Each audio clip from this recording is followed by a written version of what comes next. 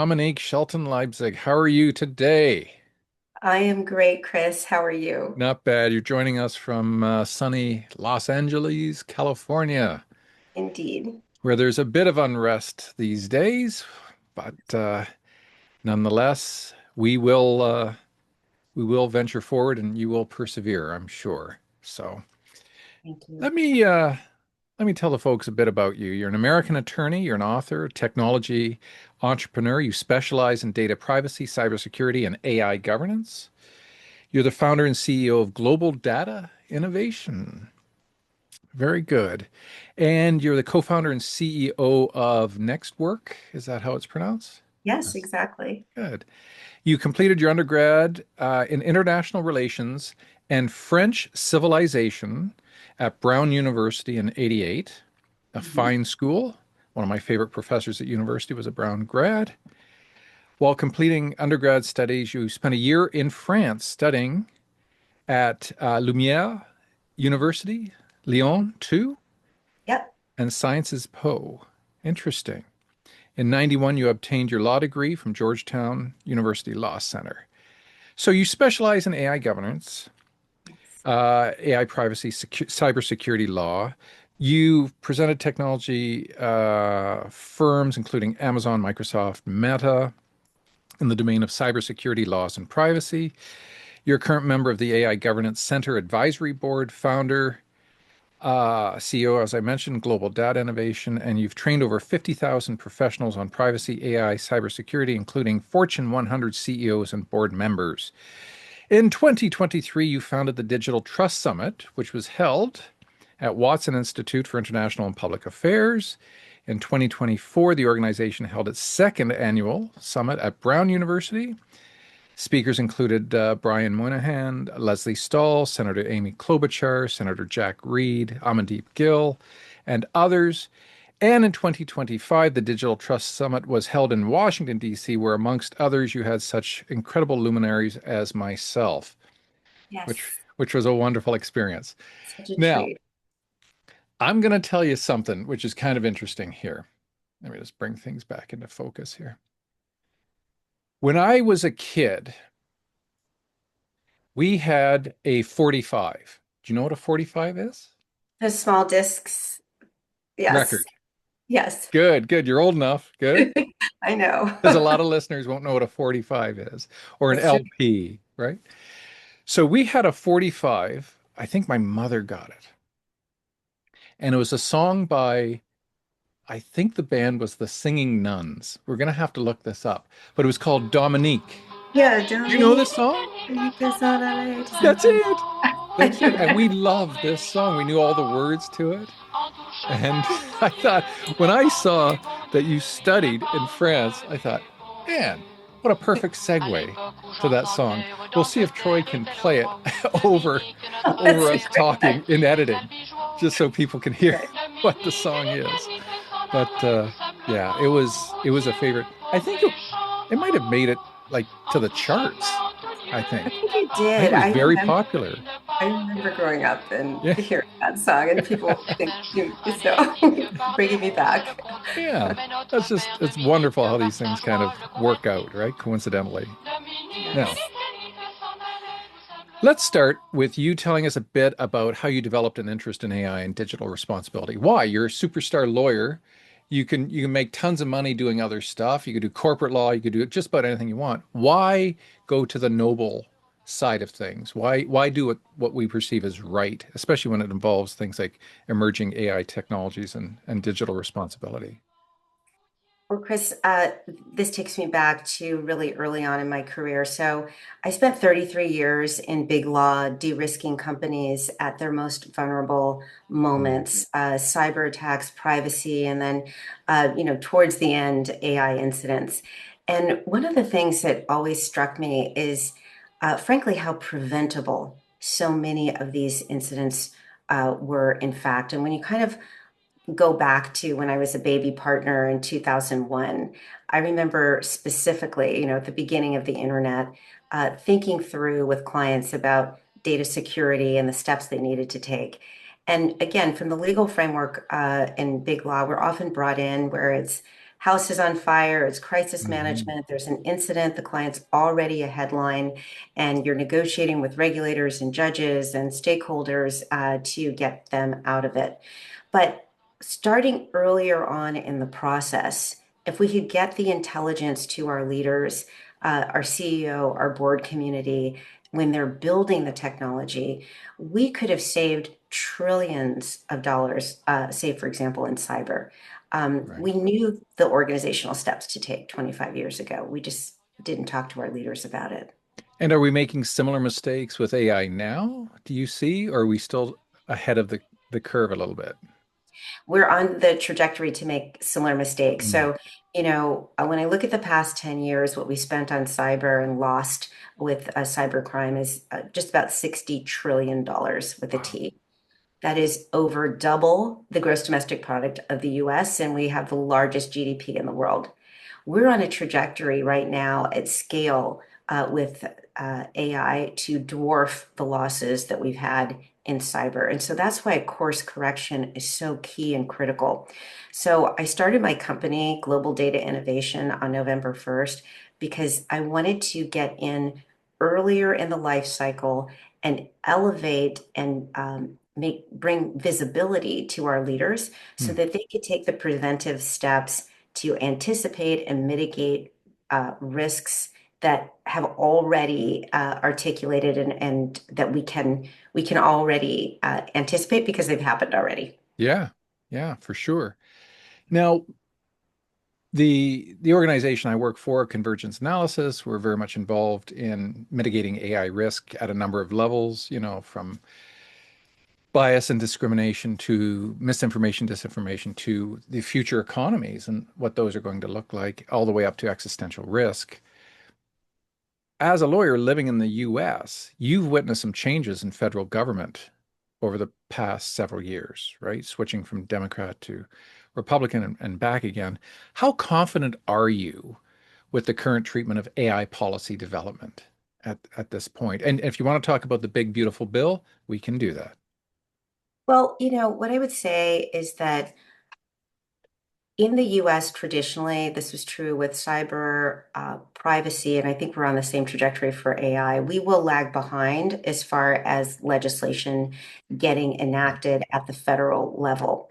But as I tell our CEOs and board members that I interact with, that is not a reason to not proactively adopt things that and measures that will protect the brand.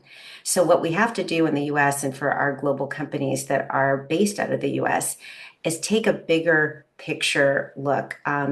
Waiting for laws to be passed and then taking action afterwards was the trajectory that we followed for cyber, which cost our global economy 60 trillion.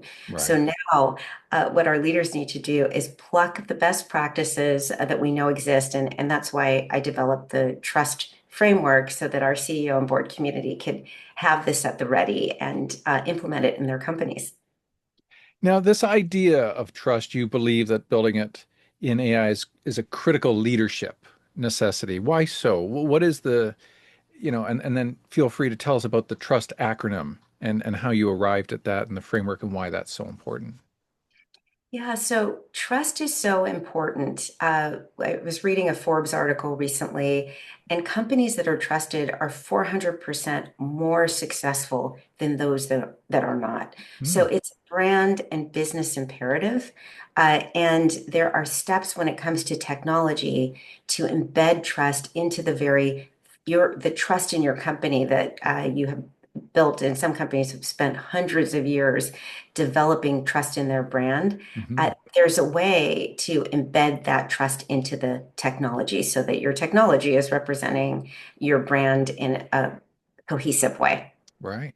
Right. And then the acronym TRUST, break those down for us. Sure. So I wrote a book that you mentioned called Trust, Responsible AI, Innovation, Privacy, and Data Leadership. And it was 400 pages long. And I realized no CEO or board member is going to have the time to sink into that Right. sort of dense reading.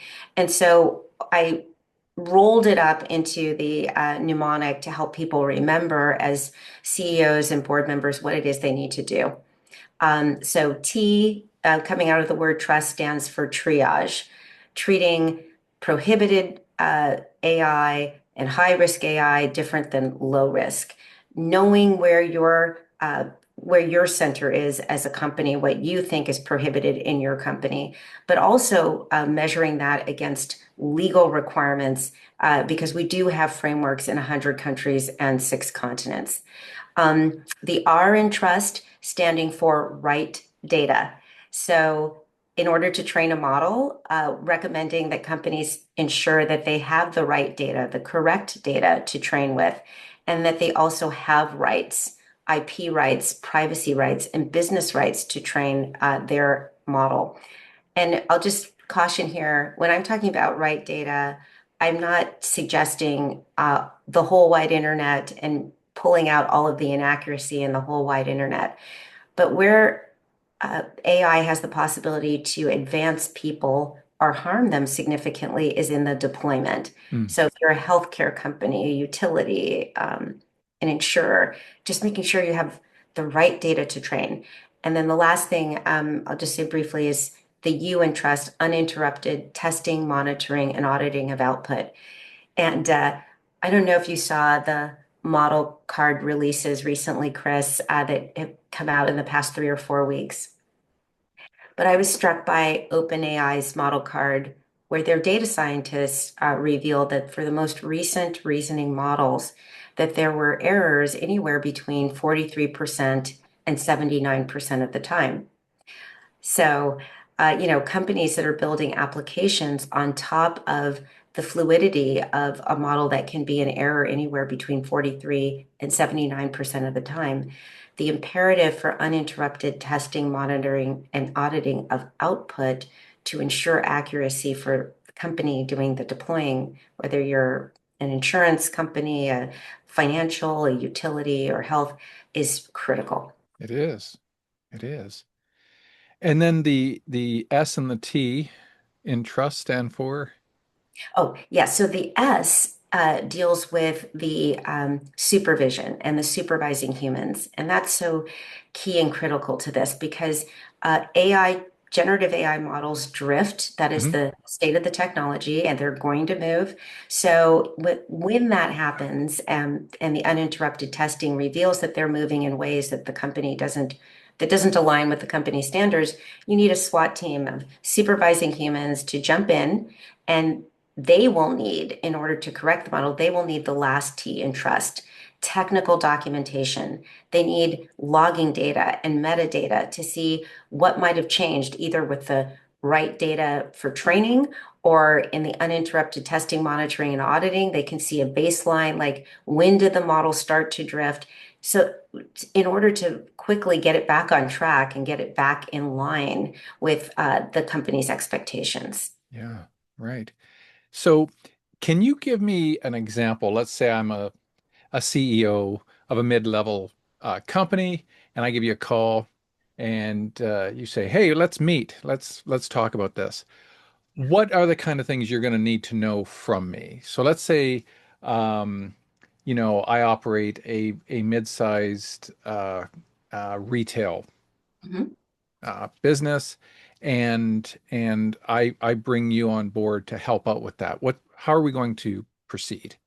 Yeah, so the first thing I do is when I'm talking to CEOs and board members, who usually are the ones that make the first phone call, is we go through a really quick assessment, like where do things currently stand? Right. So I'll ask things like, are you risk ranking your AI right now in triage?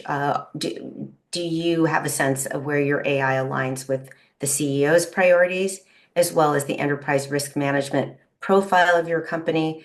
And what jurisdictions are you doing business in, such that you've taken a look at the legal frameworks and what your legal obligations are? Mm. So that's like kind of the tripartite question for number one for triage. I will also ask in triage, look, have you assessed what the impact is of this AI on revenue operations or strategy? And quite bluntly, that means has a visit been made to the CFO's office to discuss these AI frameworks and how they might advance or be irrelevant to the core mission of the company that year? Right. So I'll ask questions like that. And then, on right data, once we find out what the use cases are, what are you doing to ensure that the data that you're feeding into your model is correct? How are you handling that? What are the processes? And so we do kind of rapid testing, rapid area of questions. There's about 12 I would run through Okay. to just get the current state.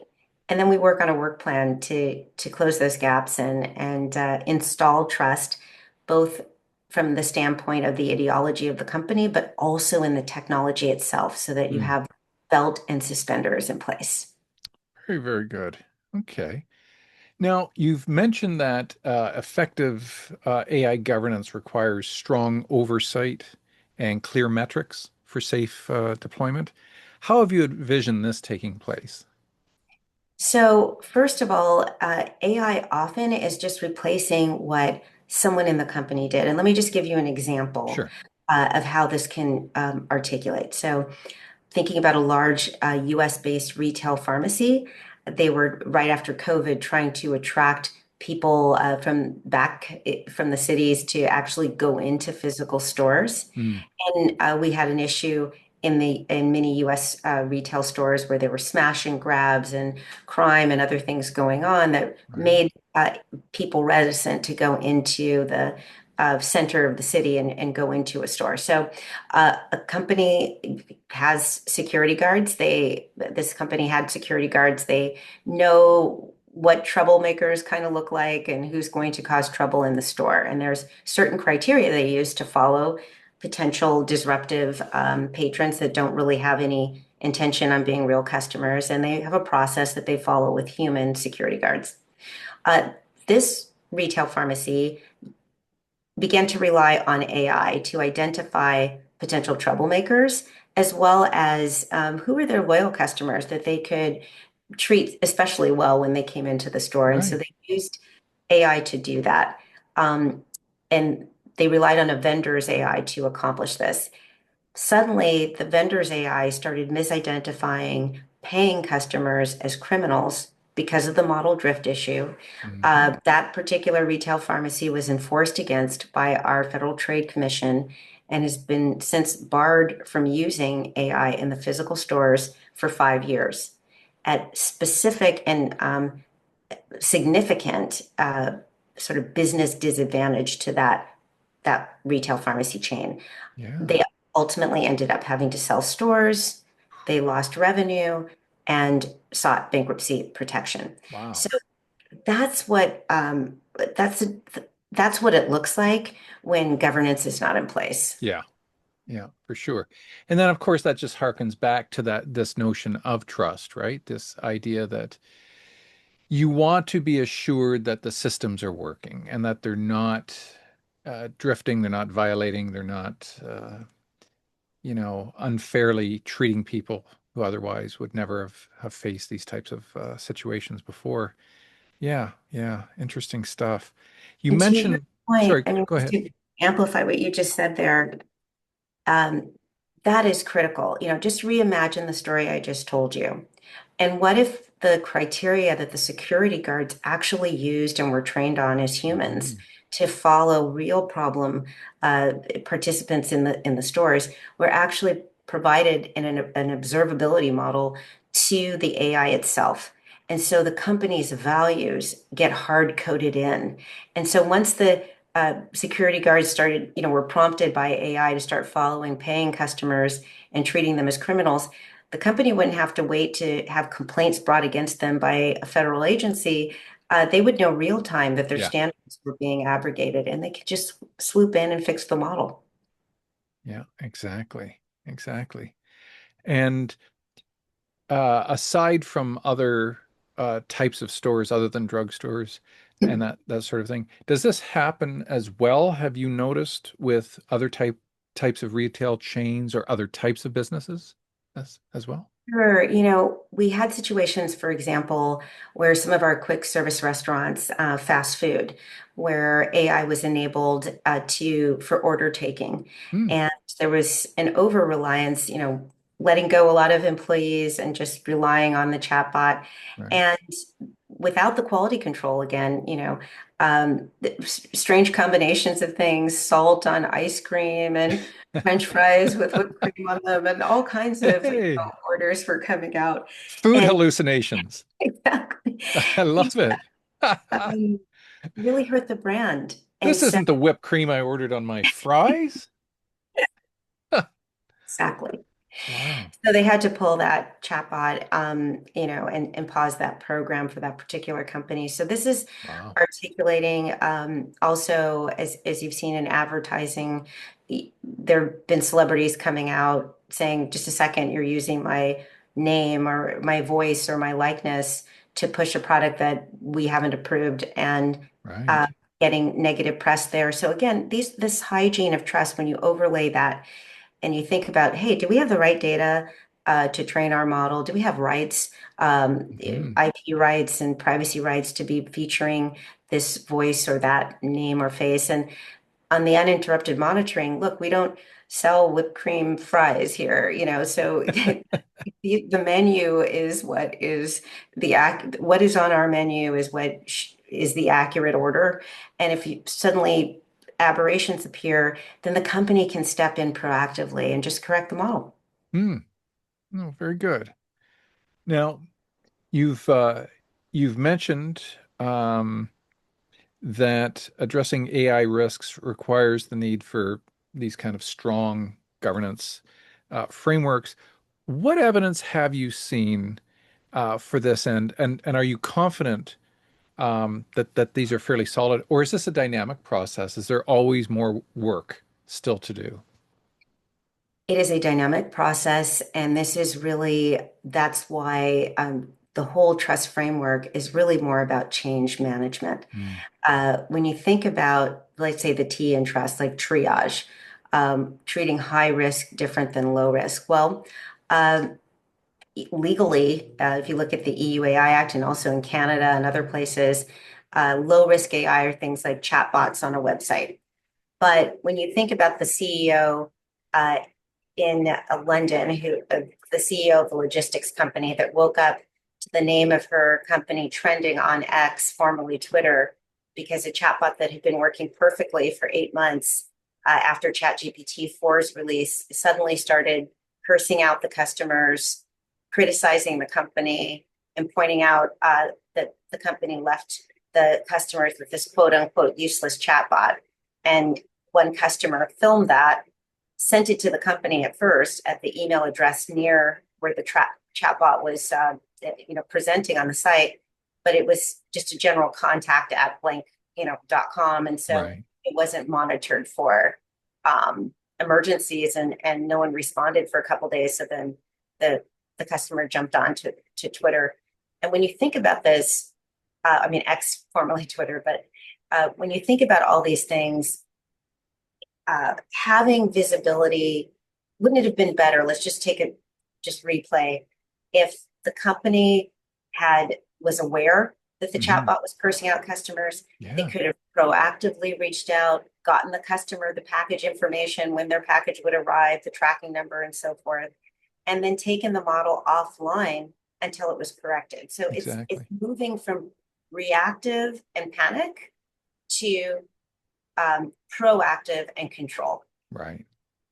And I think that's pretty much the mantra of all AI, if you think about it, right? Like I've said in numerous interviews, reactivity is not an option with AI because the genie's already out of the bottle, the problem's already out, right? And now you've got to try to do damage control because you didn't foresee what this type of technology might have been capable of doing. And so now you've got to play catch up. So, yeah. And would you say that is transparency and collaboration and cooperation, are these the types of values that are also baked into a trust framework that you want people involved in these areas to be reliable, dependable, trustworthy, but because of that, that transparency is just a part of that it must be in place or you're forever going to be wondering what is really going on here. Exactly. And I think the transparency and the explainability that we read about the best way to achieve that is in the technical documentation. Mm. So the last T in trust. The reality is we have explainability going on and transparency without the uninterrupted testing happening. Mm.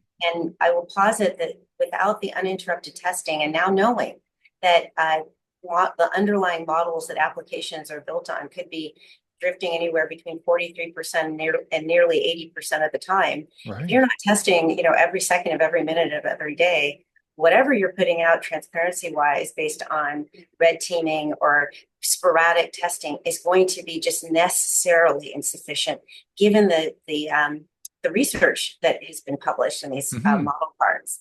Hmm. Do you know, to your knowledge, are there any companies out there that are working on just that aspect of AI? We're the testers. We'll come in, whatever system you've got, we'll be the ones to keep it in check. Is that happening right now in real time? Yes, it is. And I'm excited because a lot of those folks who are doing that work are on my company's website. I have a coalition, which we're going to be announcing soon. I'm hoping that you'll be part of it as well. But a trust coalition of the cross-disciplinary team that is Yeah. necessary to embed each one of the aspects of trust that I mentioned into the technology itself. So I'm excited. On the website, you can see some of our colleagues that are working on uninterrupted testing, monitoring, and auditing right now. Holistic AI is one. If you go to globaldatainnovation.com and my experts, you'll see them. There's also Further is another company that's doing it. I'm excited too that there are other leaders. I was just speaking to someone who's not on our website now, but hopefully, we'll get there. I was just speaking to Lawrence Snap. They are literally embedding observability models for major tech companies, as well as others, retailers at scale that want to know what's happening with their models. And let me say one last thing, which is really exciting. The vendors that are on my website, the experts that actually embed the tests, they are working right now with agentic AI for Mm. observability of that as we move towards agentic AI with the, agentic generative AI is what I'm saying. So this Yeah. is all happening real time, working actively with multiple brands, and it's achievable. That's the good news. Everything we need is in our toolkit and it's available. Wonderful. Wonderful. Now let's switch gears a little bit. You believe that successful change management in AI requires cultural awareness and a strategic focus. Where should that focus lie? So it starts with the CEO and the board.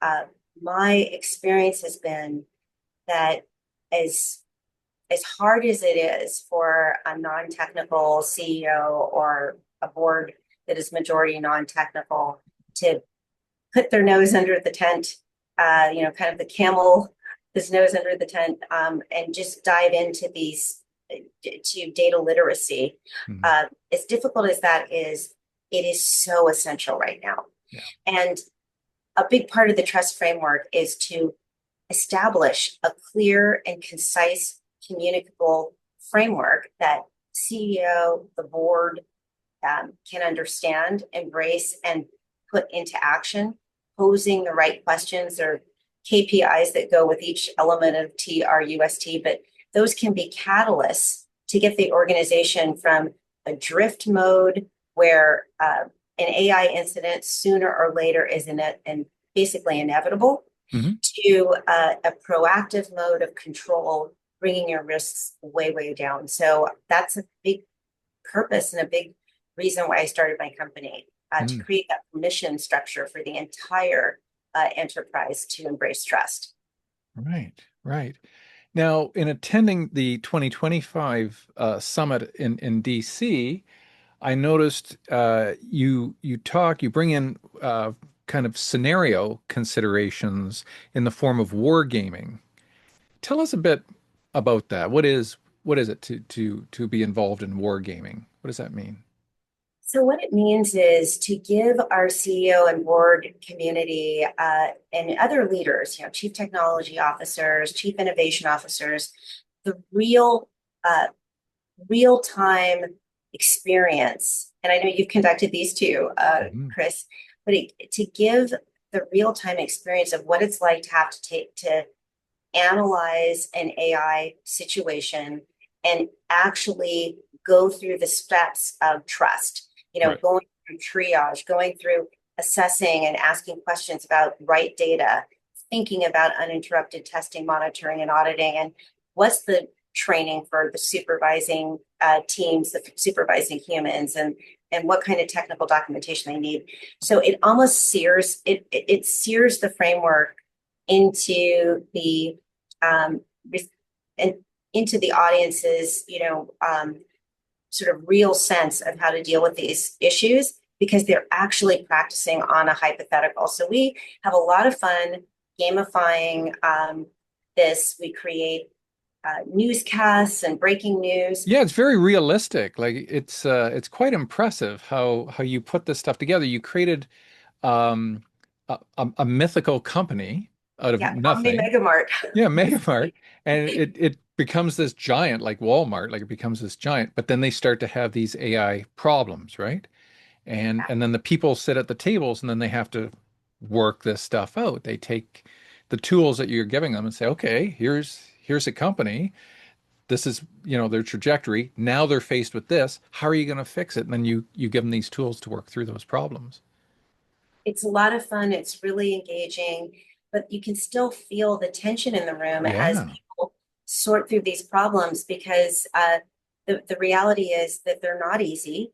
But with the framework in mind, you can actually identify more freely what you need to do as a board member or as a CEO back at your own company. So we loved creating the hypothetical company Omni Megamart, and there are going to be many more additions and scenarios that Omni Megamart goes through in the financial, healthcare, retail context, because we really want our CEOs and board members to be able to embrace this and do it in a hypothetical, not their own company as a headline, if at all possible.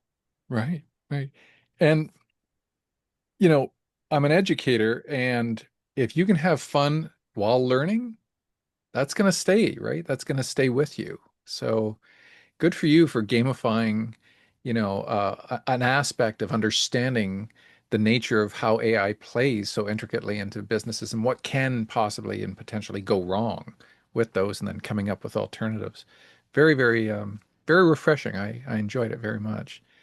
And Thank you so much for being there and your remarks about change management and where we are at this mhm. inflection point. We're so impactful to that audience of 142 CEOs and board members grappling with the issues that you were raising. Yeah, yeah. No, it was a wonderful, wonderful and relevant and valuable experience for sure.